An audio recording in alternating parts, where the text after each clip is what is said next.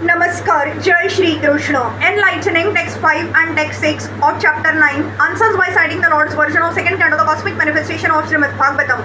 Text 5. Sa adi devo jagatam paro guruh swadhishnayamasthaye sisruksha yaikshata tam nadhya gachchada drushamatra sammatam prapancha nirman vidhiraya ya bhavet. Lord Brahma, the first spiritual master, supreme in the universe, could not trace out the source of his lotus seat,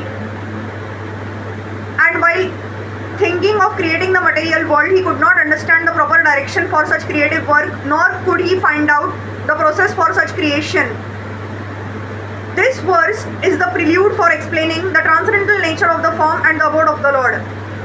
In the beginning of Srimad Bhagavatam, it has already been said that the Supreme Absolute Truth exists in his own abode without any touch of the deluding energy. Therefore, the kingdom of God is not a myth, but factually a different and transcendental sphere of planets known as the Vaikunthas. This will also be explained in this chapter.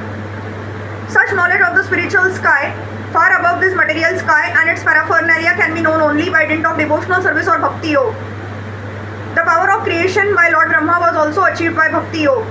Brahmaji was bewildered in the matter of creation, and he could not even trace out the source of his own existence. But all this knowledge was fully achieved by him through the medium of bhakti yoga. By bhakti yoga, one can know the Lord, and by knowing the Lord as the Supreme One is able to know everything else. One who knows the Supreme knows everything else. That is the version of all Vedas. Even the first spiritual master of the universe was enlightened by the grace of the Lord. So who else can attain perfect knowledge of everything without the mercy of the Lord?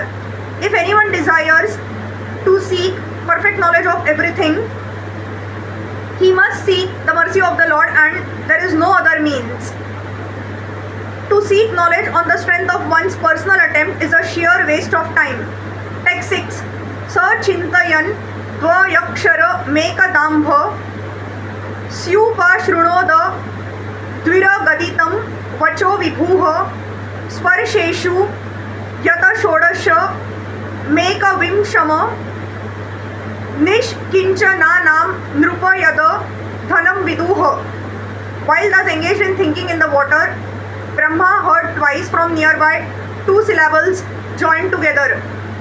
One of the syllables was taken from the 16th and the other from the 21st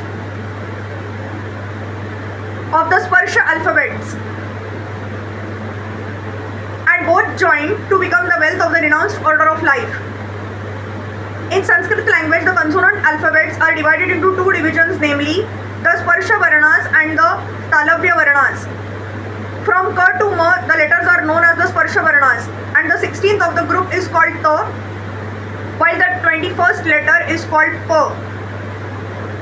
So when they are joined together, the word tapa or penance is constructed. This penance is the beauty and wealth of the Brahmanas and the renounced order of life.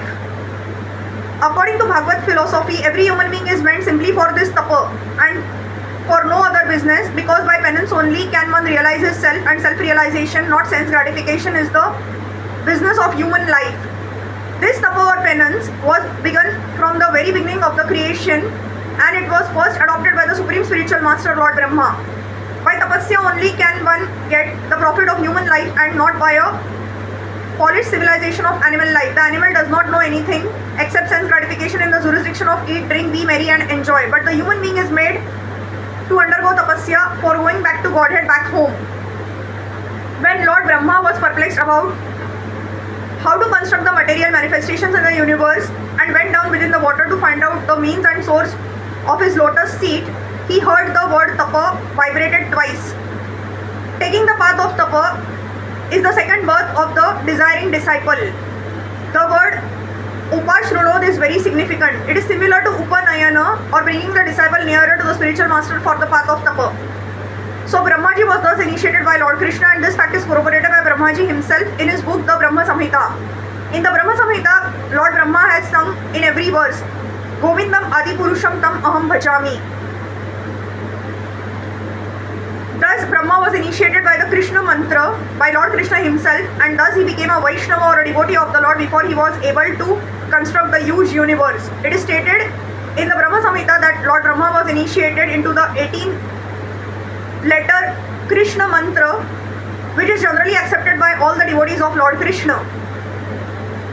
We follow the same principle because we belong to the Brahma Sampradaya, directly in the disciplic chain from Brahma to Narad, from Narad to Vyas, from Vyas to Madhva Muni, from Madhva Muni to Madhavendra Puri, from Madhavendra Puri to Ishwar Puri, from Ishwar Puri to Lord Chaitanya, and gradually to His Divine Grace Bhakti Siddhanta Saraswati, our Divine Master. One who is thus initiated in the disciplic succession is able to achieve the same result or power of creation. Chanting of this holy mantra is the only shelter of the desireless pure devotee of the Lord.